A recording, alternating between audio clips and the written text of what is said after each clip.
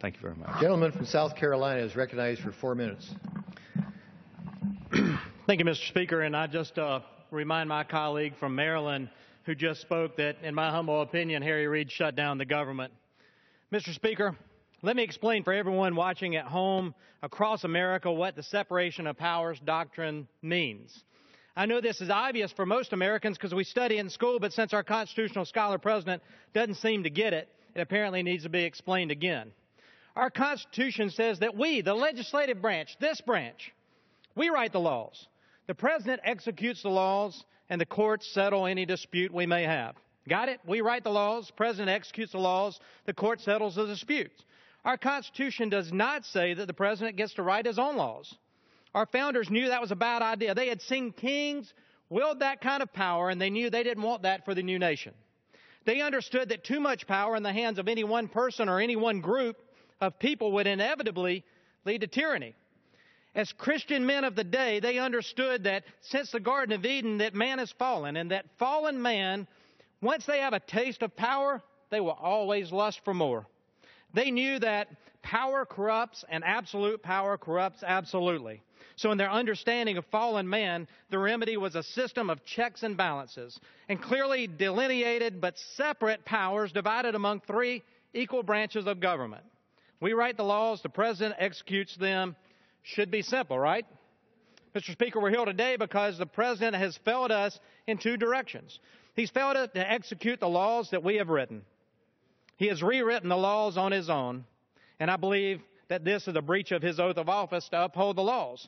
So we are gathered here as the first branch, the legislative branch, the branch that's closest to the people, to seek the judicial branch's help in reining in the power of the out-of-control executive branch, plain and simple.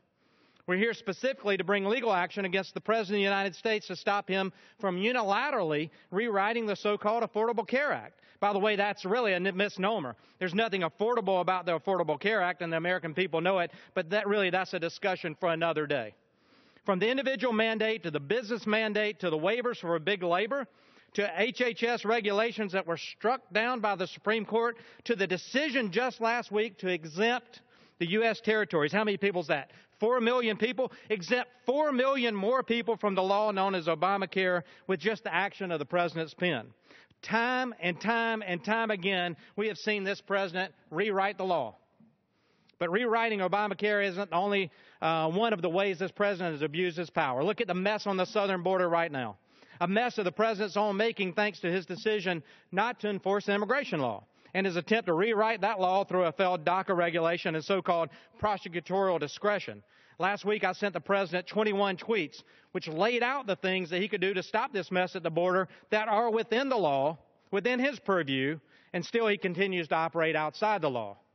And it's not just the border and Obamacare. It's DOMA, it's NLRB, it's out-of-control EPA trying to backdoor cap and trade legislation and a regulatory war on coal and the waters of the United States, regulation after regulation, administrative action after action, with no basis in real, actual, bona fide law that this body has passed. This administration has chosen repeatedly to flout the laws or try to rewrite the laws without going through the legislative process which our founders set up.